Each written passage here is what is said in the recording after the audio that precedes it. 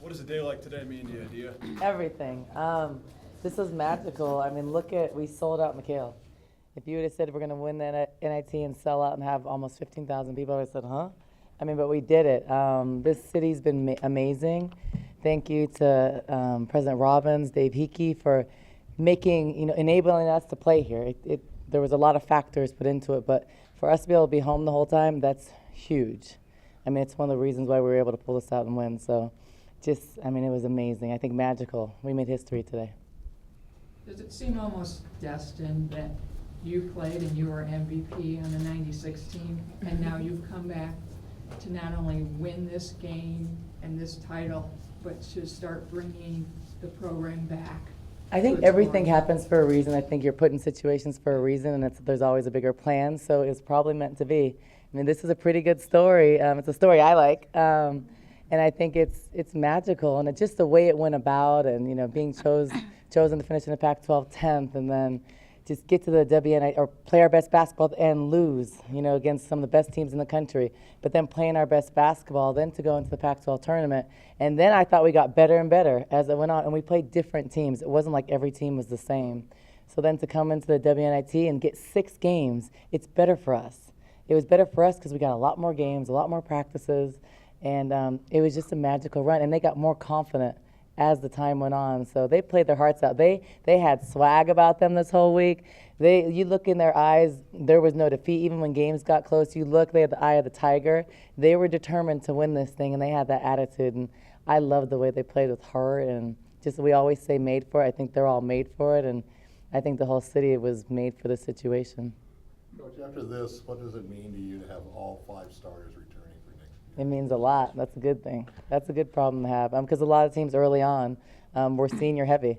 Northwestern was one of the fewer teams that was a little bit younger, but still some experienced seniors. So we have a really good group, and they're all coming back. We even talked TT into coming back. One more year, right? That's one more year. You guys helped with that too, so thank you.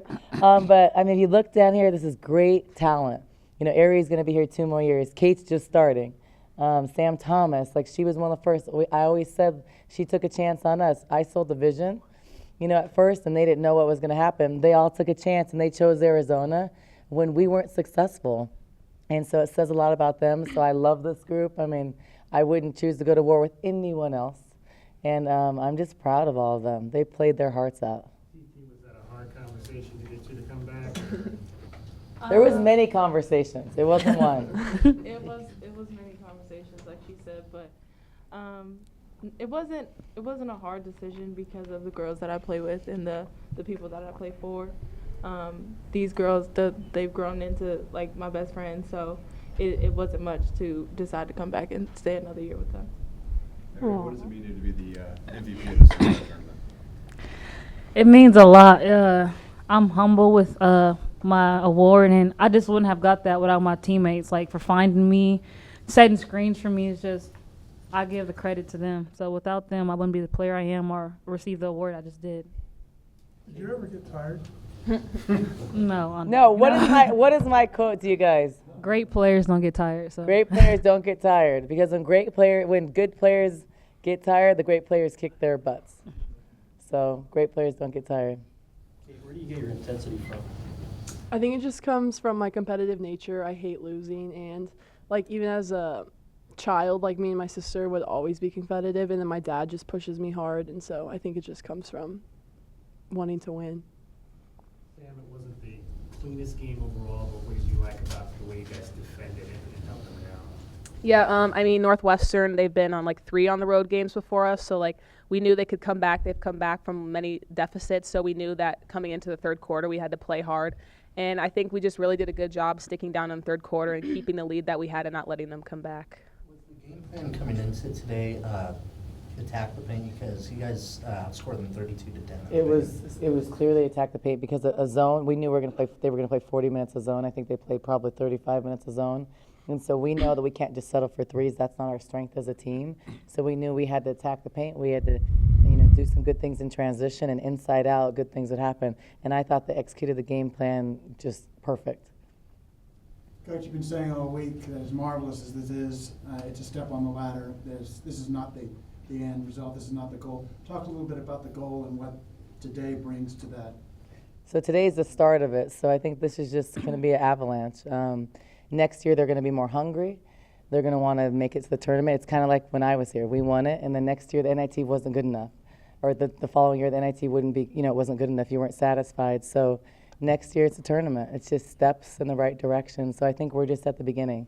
Hopefully we'll sell out a lot more games here at McHale. What does this tournament do in the postseason to help prepare for that? It does a lot because of experience. It's one and done. It's pressure games, so they get a tremendous amount of experience as freshmen, sophomores, juniors. So then the tournament, it doesn't feel new. And most people don't play in front of a crowd of 15,000 until they're in a championship game. I only played in front of 15,000 in the WNBA the first couple of years and coached in the Final Four. So this crowd was bigger than a lot of Elite games, Elite 8 games. Like the Notre Dame game had 12,000. So for this to have 15,000, it says a lot. And I think it's just the beginning. They played 6 games. That's a lot of games in the postseason where it's one and done. So this is tremendous experience for Kate, for Ari, for Sam, for Dominique, for Titi, because next year there's more of a calming presence. I think that if we wouldn't have gone through adversity at the end of the season, we wouldn't have been able to win this. That's the losing against UCLA in triple overtime, losing against Oregon State double overtime, losing in overtime at Cal, losing at the buzzer at Stanford. That taught us things, and so we had a different composure at the end of games when they got close here.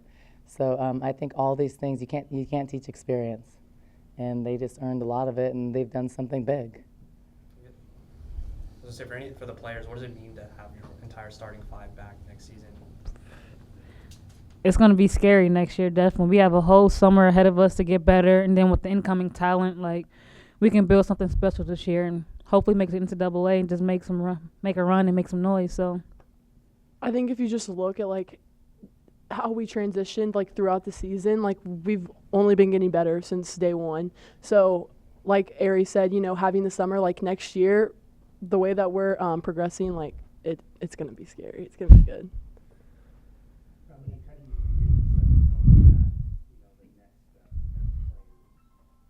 I think just knowing that, like Coach Adia said, that the WNIT is not good enough to where we don't want to be. We want to make the tournament. We want to have key upsets this next year, and we'll fight and be hungry for that. So I think just getting the freshmen, the incoming freshmen next year involved and getting them bought into the system will be great, and we're just ready for it.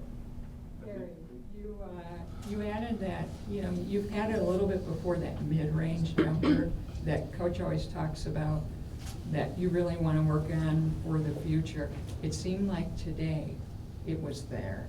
Was there something in the last couple of days that you worked on to perfect that? I would definitely say yesterday I kind of had that stuck in my head because Coach Barnes emphasized they're going to go third on you. So, you either have a shot, you have a kick out to the corner, or the post will be open. So I realized they were going third, and so I was confident in my shot, and I was taking them. They were falling. So it took us about 6 months to work on the rescreen. Finally, it worked, and they did it. But that's sometimes the steps. They don't show up till late. So you do things early in the season. You do them. You pound them into the ground where the girls are like, ugh. And then later on, it pays off. So we knew to guard Ari, it's hard to go second. Going third is even difficult. So third, we call it, that's under the pick and roll. So it's a foot race to the paint, and it's hard. She's pretty fast.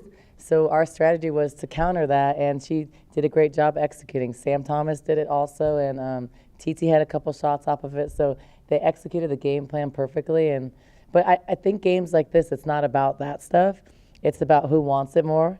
And I think Northwestern is a very good team. They're coached very well. They're talented. I mean, they made some tough shots.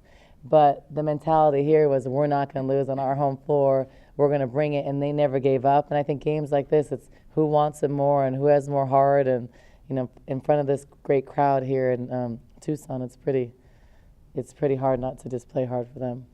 You talked a couple of weeks ago about the establishment of the culture begins when players begin to police themselves. What did you mean by that, and what areas do they need to start to do those things? Well, when players start to hold each other accountable, I think good teams, the coaches do it.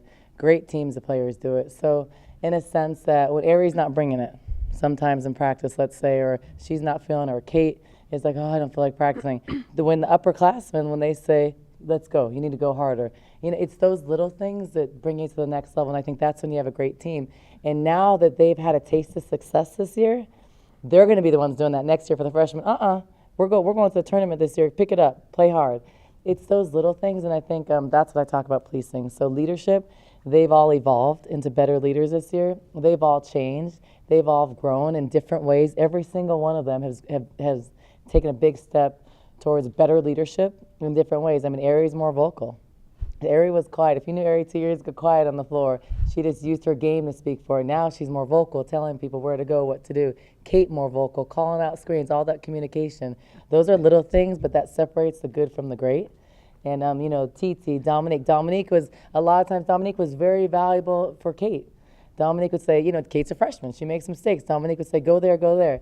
Sam Thomas becoming more vocal. So that's the leadership we need. And I expect these young women to lead the next class that comes in and to teach them what it takes and to teach them what it takes to get to where we're at now. It's hard. It's hard. Winning's hard. And there's 2 teams in the country that will be happy at the end of their season. It's us and it's whoever wins the national championship. Everybody else, they end on a loss. So for us, this is a great way to end the season, and it's just huge momentum for next year in every way. For the ladies, who's the chief butt kicker?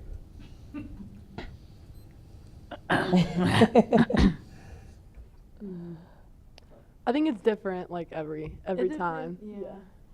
Like I feel like sometimes, like if one of us is having a bad day, someone else will say something. So it's like not consistent, which is good because like it's not like I'm having a bad day every single practice or like Sam or Ari or any of us.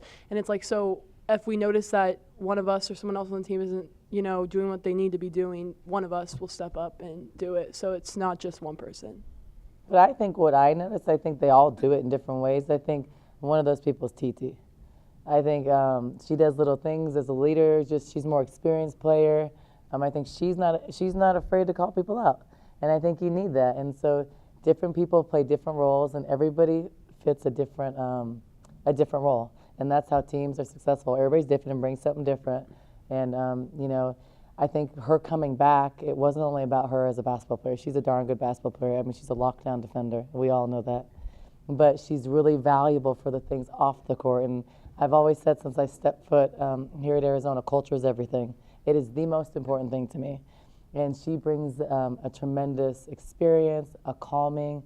I mean, if I told her to go out and guard James Harden, she would say, okay.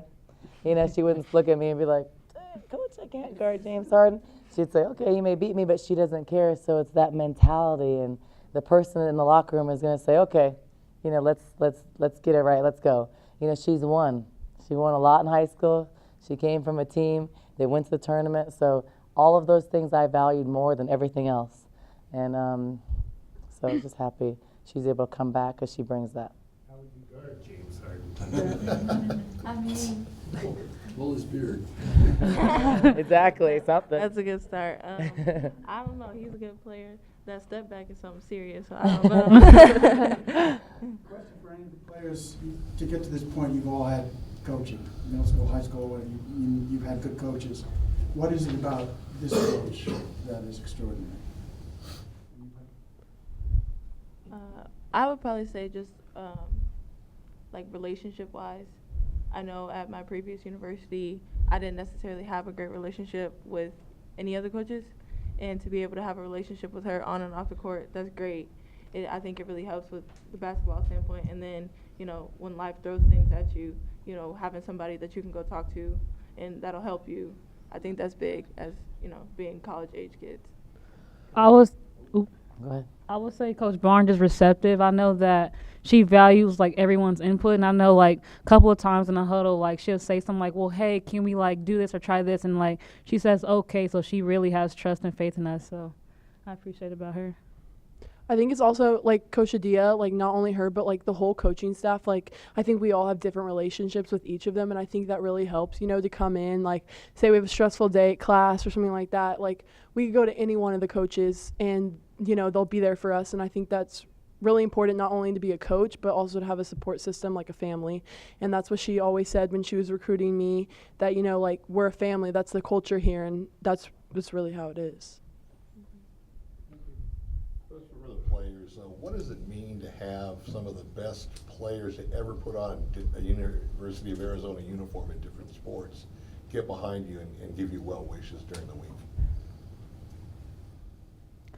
I mean, that means a lot to us. Like, we didn't think they were, like, paying attention to us or our season, but when we seen, like, the videos last night and today during warm-ups, it was like, wow, like, they're really following us and they're rooting for us, so it just felt good. Yeah, it's just the way University of Arizona is, like I said earlier in one of the other interviews, that, like, the culture not only in the program but, like, for the university is great, and, like, to have, like, people like that backing us. I mean, coming into this game, like, I think we were all ready, you know, ready to fight, but having them, like, knowing that they were there, like, backing us was great momentum for us. You know, throughout this whole WNIT run from the beginning, you've all said we're in it to win it. How does it feel now that you just cut down the nets? It feels good, but we'll get our rest, like, for a couple weeks, but we still have unfinished business. Like, okay, we want a WNIT. We want to advance and get to the NCAA, so we definitely have a lot of work to do. We got to get better personally. We just got to grow as basketball players and as people, so we're ready for that task. See, that's the mentality I talk about right there. You just heard that. That's the hunger I talk about, why the WNIT helps winning it, because next year you've had a taste of success, you want more, and that's kind of how the process of winning goes. That's how it starts. If you look at UCLA, you look at a lot of other programs, South Florida, Ohio State, when they do well in the NIT, after that it's usually success in the tournament, NCAA tournament. How quickly do you get back out in the gym? I mean, like a week off, 2 weeks off? I mean, we have a mandatory 2 weeks off, but I usually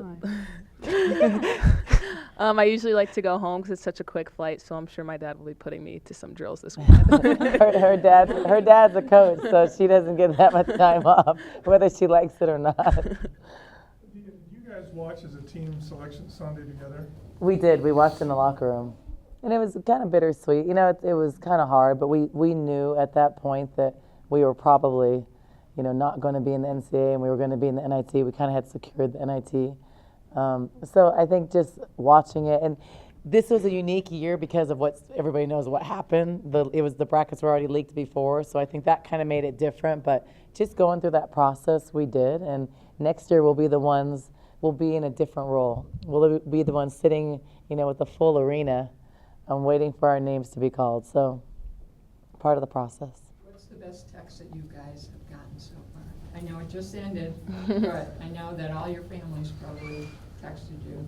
I don't think they've had time to look at their phones yet. We're busy pouring water. Busy waiting. They've been telling me all day, wear your hair curly, blah blah blah. Look, They were see your hair right here. Yeah. They were waiting for that moment. What kind of ramifications does this have for recruiting, and have you talked to recruits about watching this game or this run? Yeah, well, we've been so busy, and actually today is it started to be a dead period, but it's huge. It's huge for momentum. I mean, how many places in the country for women's basketball have 15,000 fans? I mean, you can count them on your hand. South Carolina, maybe UConn. I mean, the Cal and UConn game only drew 10,000. So this is a great atmosphere. This city is backing these young women. It's important. We are the thing going on in Arizona right now. And I think that's special. We're what's being talked about. We're the story. So I think this helps.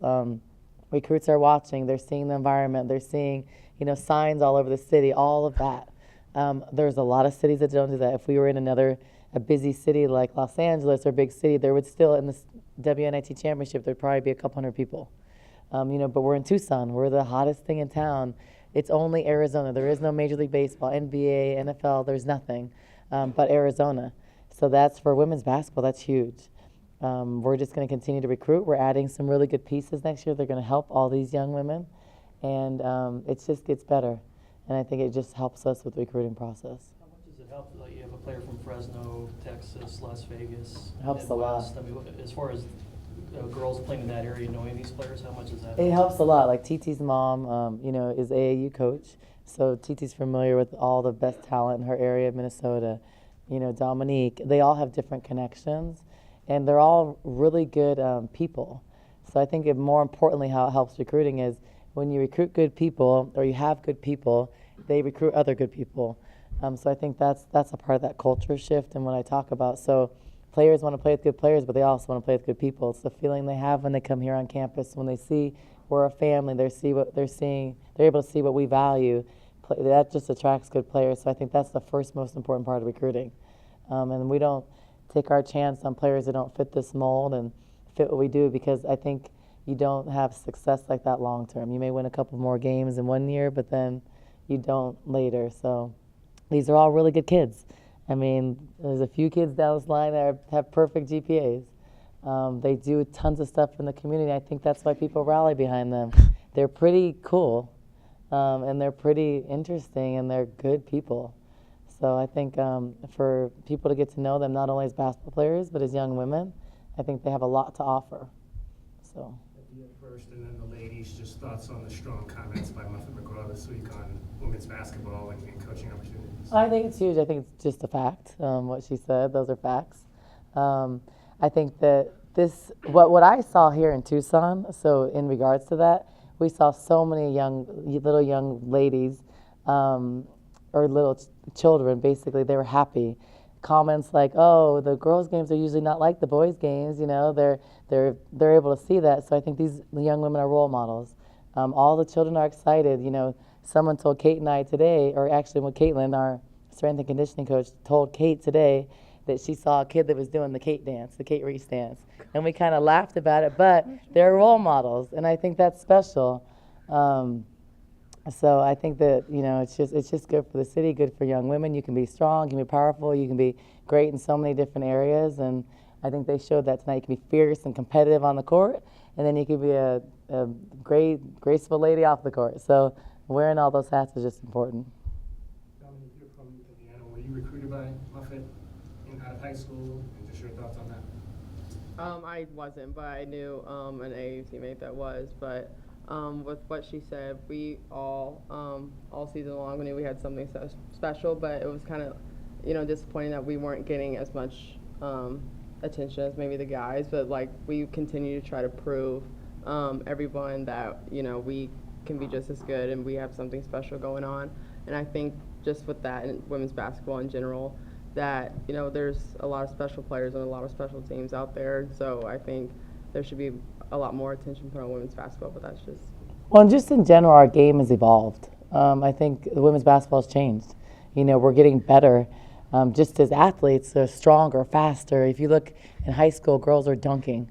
That wasn't like that. You know, in McDonald's game, you know, Fran from Colorado dunked. She's going to Stanford next year.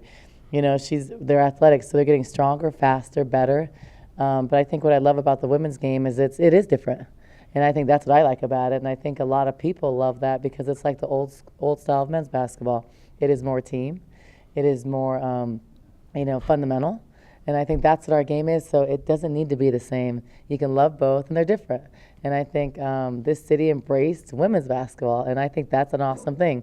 I mean, it's like this like every game for the men, but it also, the fact is you got to win. And that's a fact, but you win in the rally. So I think now times have changed. I think when I played, we wouldn't have been able to get 14, 15,000 people. But now we can. Thank goodness we have social media and all that stuff and Twitter. But you can do it, and it's great. It's under the rim, but it's great. Now it's starting to be above the rim. I think in 10 years, there's going to be a ton of women that dunk. So the game is fun. I mean, it's exciting to watch Kate, you know, get pumped up. It's exciting to watch Sam Thomas block jump shots. It's exciting to watch Dominique throw dimes, TT lock up people.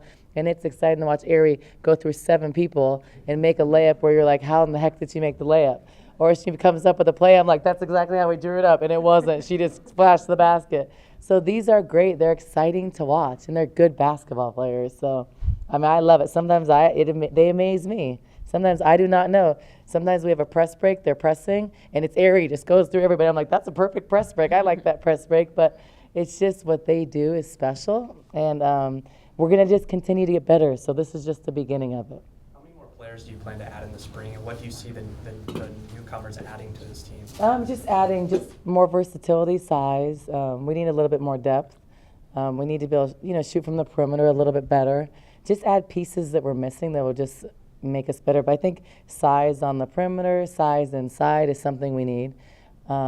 Wouldn't be bad later on in the next 2 years to just add, you know, a big post inside, because, you know, we only have Dominique for another year after this. And then Kate, you know, can end up eventually playing more of a face-up 4. So just add some pieces that are complements that will complement their games. And that's kind of what you do as you're growing the program. Early, you get what you can get when you're not as good. And then as you get better, you add pieces to make you better. And so now we're at the point where after this next big class, we're selective. We only need a couple pieces because we have our core. So then you add, if you don't shoot the three well, you add a shooter. You add different small pieces of what you have, not such big classes. So that's the long-term goal. Coach, is there any early numbers in on how this run has helped season tickets for next year? There was, I don't know exactly, but it was, I think, almost 1,000 earlier today. So, and remember last year we had 1,000 season ticket holders the whole year. So I think we were at 800.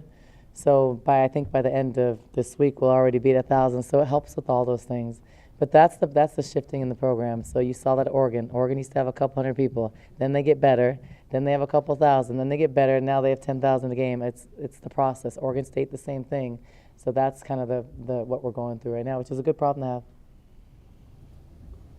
Okay, so now what we're going to do, Coach Barnes will leave right out there for about 10 minutes. We'll have a few minutes to get the student athletes one-on-one a little bit, and then we'll get them going.